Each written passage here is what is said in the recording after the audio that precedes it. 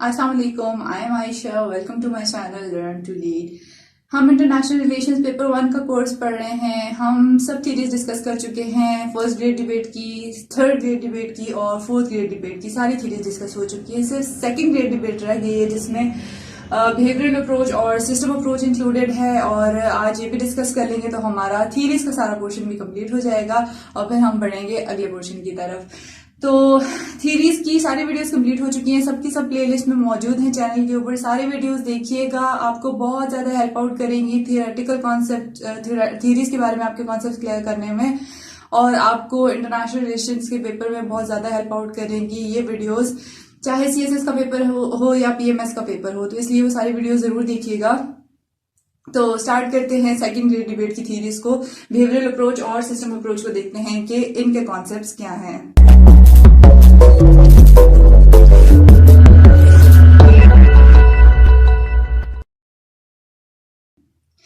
सबसे पहले behavioural approach अगर हम देखें तो बिहेवियरल अप्रोच ये कहती है कि अच्छा सॉरी, एक चीज और वो ये कि सेकंड ग्रेड डिबेट के अंदर जो ये थीरीज हैं बिहेवियरल अप्रोच और सिस्टम अप्रोच, इनको साइंटिफिक ईरा के नाम से भी जाना जाता है। साइंटिफिक रेवोल्यूशन की ये थीरीज थी, जैसे कि मैंने आपको ये बताया था पहले वीडियो में कि ये 1950s टू 60s का जो टाइम पीरियड था उसके दरमियान ये इनको इंट्रोड्यूस करवाया गया था, और इन्हीं को बिहेवियरलिज्म भी कहते हैं। तो सबसे पहले बिहेवियरल अप्रोच ये कहती है, ये क्या बात करती है, ये कहती है कि प्रिडिक्टिव फोरकास्टिंग एनालिसिस होना चाहिए। अब इसका क्या मतलब हुआ, प्रिडिक्टिव फोरकास्टिंग एनालिसिस होना चाहिए? इसका मतलब ये है कि देखें, कोई भी एक स्टेट, फॉर एग्जांपल ले लेते हैं ईरान की।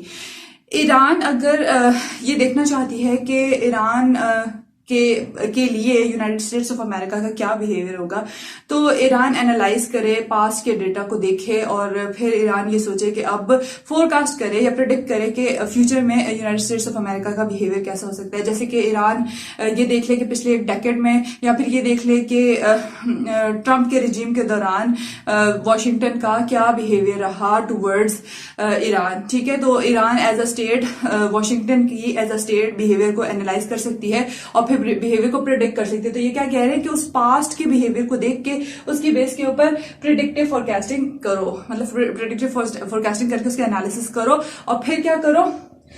अच्छा, ये करना किस बात पे है? ये हिस्टोरिकल सिचुएशनल डेटा को देख के करना है कि हिस्ट्री में अगर ऐसी कोई सिचुएशन क्रिएट हो गई थी जो आपको लगता है कि फ्यूचर में भी क्रिएट हो जाएगी, तो उस हिस्टोरिकल सिचुएशनल डेटा की बेस के ऊपर, जैसे मैंने आपको कहा कि फॉर एग्जांपल ट्रंप के रिजीम में अभी तक जितना था, और सपोज अगर ट्रंप ही इलेक्ट हो जाता है अभी 2020 में भी, तो आगे ईरान क्या प्रिडिक्ट कर सकता है कि फ्यूचर में ट्रंप की क्या पॉलिसीज होंगी टूवर्ड्स ईरान। ठीक है, तो इस तरह से उस सिचुएशनल हिस्टोरिकल डेटा के ऊपर बेस करके आप प्रिडिक्टिव फोरकास्टिंग एनालिसिस कर सकते हो, ये कहती है बिहेवियरल अप्रोच। फिर जी क्या कहते हैं कि इस बेस के ऊपर जब आपने प्रिडिक्ट कर लिया तो फिर आप क्या करो, आप एडजस्ट करो पॉलिसी ऑप्शंस को अकॉर्डिंगली। यानी अब आप जब प्रिडिक्ट कर चुके कि क्या बिहेवियर हो सकता है यूनाइटेड स्टेट्स ऑफ अमेरिका का टूवर्ड्स ईरान, तो अब आप पहले से अपनी पॉलिसीज को एडजस्ट कर लो। आपने पहले से अगर एनालाइज कर लिया है, आपने पहले से प्रिडिक्ट कर लिया है कि फ्यूचर में यूएसए का बिहेवियर हमारी तरफ कैसा होगा, तो आप भी अकॉर्डिंगली पहले से ही अपनी पॉलिसीज बना लो। लेकिन इंटरनेशनल रिलेशंस पहले भी हम डिस्कस कर चुके हैं, it is not a science. जब इंटरनेशनल रिलेशंस एक प्योर साइंस नहीं है, ये एक सोशल साइंस है, तो ऑफ कोर्स फिर ये प्रिडिक्टिव फोरकास्टिंग एनालिसिस भी it can not be done, ये नहीं की जा सकती। इसीलिए जो मैंने आपको जब 4 ग्रेड डिबेट्स पढ़ाई थी रियलिज्म से पहले, तो मैंने आपको ये बताया था कि इन दोनों थीरीज को आपने अप्लाई नहीं करना है पेपर के अंदर, क्योंकि ये बात करते हैं फोरकास्टिंग की। इंटरनेशनल रिलेशंस एक प्योर साइंस नहीं है। इंटरनेशनल रिलेशंस के में आपको प्योर डेटा अवेलेबल नहीं होता है, और जो डेटा आपको अवेलेबल होता है वो इतना वास्ट होता है, वो इतना अनप्रिडिक्टेबल होता है फ्यूचर के लिए कि आप उसकी बेस के ऊपर कुछ प्रिडिक्ट कर सको, कि आप उसके ऊपर इस तरह से कोई भी साइंटिफिक मेथोडोलॉजी अप्लाई करके कुछ भी प्रिडिक्शन नहीं कर सकते। ठीक है, तो इसलिए international relations is a social science, तो ये थ्योरी आप अप्लाई नहीं कर सकते। इसलिए जब क्वेश्चंस के भी आंसर्स करने हैं तो आपने इस थियोरेटिकल पॉइंट ऑफ व्यू से बात नहीं करनी। जहां तक दूसरी बात करते हैं हम सिस्टम अप्रोच की, तो सिस्टम अप्रोच वाले क्या कहते हैं, ये कहते हैं कि कभी भी वन ऑन वन इंटरेक्शन नहीं होता, स्टेट्स का या इंडिविजुअल्स का कभी भी आपस में वन टू वन इंटरेक्शन नहीं होता। तो फिर क्या होता है, ये कहते हैं कि इंटरनेशनल सोसाइटी के अंदर हमेशा एक सिस्टम एग्जिस्ट करता है। अब ये सिस्टम क्या हो सकता है, ये यूनिपोलर हो सकता है, ये बायपोलर हो सकता है, ये मल्टीपोलर हो सकता है। अब इसका क्या मतलब हुआ, unipolar world order, unipolar system का मतलब ये है कि दुनिया में एक ही हेजेमॉन होगा और एक ही डोमिनेंट पावर होगी जो कि पूरी की पूरी स्टेट्स को इन्फ्लुएंस किए हुए होगी। अगर कोविड-19 को साइड पे रख ले तो इससे पहले था, क्योंकि कोविड-19 के बाद अब बहुत ज्यादा परसेप्शंस वर्ल्ड पॉलिटिक्स के लिए चेंज हो चुके हैं, इंटरनेशनल रिलेशन में बहुत सारे परसेप्शंस चेंज हो चुके हैं। लेकिन इस थ्योरी को समझने की हद तक कोविड-19 से पहले अगर हम कहें तो हम यही कहते थे कि United states of America was the most dominant power in the world और दुनिया यूनिपोलर थी। इसके बाद बाइपोलैरिटी अगर हम बात करें तो कोल्ड वॉर के एरा में एक तरफ यूएसएसआर, दूसरी तरफ यूनाइटेड स्टेट्स ऑफ अमेरिका, ये बाइपोलर ऑर्डर था।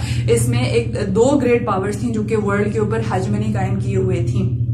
मल्टीपोलर की अगर बात करें, सेकेंड वर्ल्ड वॉर से पहले और फर्स्ट वर्ल्ड वॉर से पहले मल्टीपोलर वर्ल्ड ऑर्डर था। बहुत सारी पावर्स थी, किसी एक की हेजमनी नहीं थी, बहुत सारी ग्रेट पावर्स एग्जिस्ट करती थी इंटरनेशनल सिस्टम के अंदर। तो ये यही कहते हैं कि इंटरनेशनल सिस्टम के अंदर या यूनिपोलर या बाइपोलर या मल्टीपोलर कोई भी सिस्टम होगा तो क्या होगा, इसके अंदर हमेशा जो भी एक्टर्स हैं यानी कि स्टेट्स हैं वो क्या करती हैं, वो कुछ रूल्स या पैटर्न्स फॉलो करती हैं और इनके दरमियान आपस में हमेशा रेगुलर इंटरेक्शन रहता है। ये जो इंटरेक्शन रहता है, इस इंटरेक्शन को करने के लिए इनके पास कुछ रूल्स होते हैं, कुछ पैटर्न्स होते हैं जो ये फॉलो कर रही होती हैं और ये पैटर्न्स या रूल्स भी ये लोग अपने पास बिहेवियर्स को देख के ही फॉलो कर रही होती हैं ताकि ये अपने नेशनल इंटरेस्ट को अटेन कर सकें। लेकिन अगेन ये भी एक इंटेलेक्चुअल फ्रेमवर्क प्रोवाइड करता है, ये कोई भी इंटेलेक्चुअल पॉलिसी इंटरनेशनल रिलेशंस की नहीं बता रहा, ठीक है। और सेकेंडली ये एक लिमिटेड अप्रोच इस तरह से है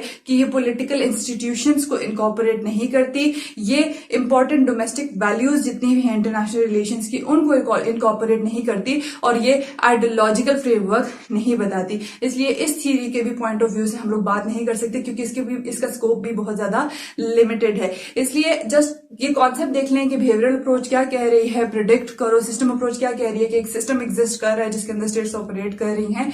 तो इसलिए इस बेस के ऊपर हम लोग सिर्फ थीरीज का हम लोग को कॉन्सेप्ट पता होना चाहिए कि सेकंड ग्रेड डिबेट की थीरीज क्या कह रही हैं। जहां तक ये बात कि इनको अप्लाई करना है या नहीं करना, तो इनको अप्लाई नहीं करना आपने पेपर के अंदर। और ये सेकंड ग्रेड डिबेट थी, कंप्लीट हो चुकी है। पूरा पोर्शन थीरीज एंड अप्रोचेस वाला कंप्लीट हो चुका है।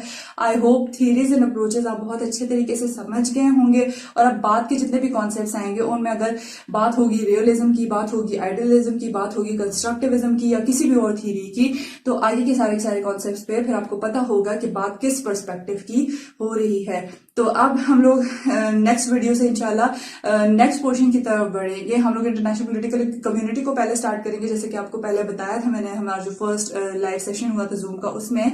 तो पहले इंटरनेशनल पॉलिटिकल कम्युनिटी देख लेंगे, उसके बाद बाकी के पोर्शंस की तरफ मूव कर जाएंगे। तो यहां तक आई होप कि आपको समझ आ गई है। अगर कुछ समझ में नहीं आई तो आप कमेंट सेक्शन में पूछ सकते हैं। और अगर आपने अभी तक मेरे चैनल को सब्सक्राइब नहीं किया तो सब्सक्राइब कर लीजिए और नोटिफिकेशन आइकॉन को भी प्रेस कर लीजिए ताकि हर नई आने वाली वीडियो का नोटिफिकेशन आपको मिल सके और उसका बेनिफिट आपको हो सके। That was all from the theoretical and approaches side of international relations paper 1। Thank you. Allah Hafiz.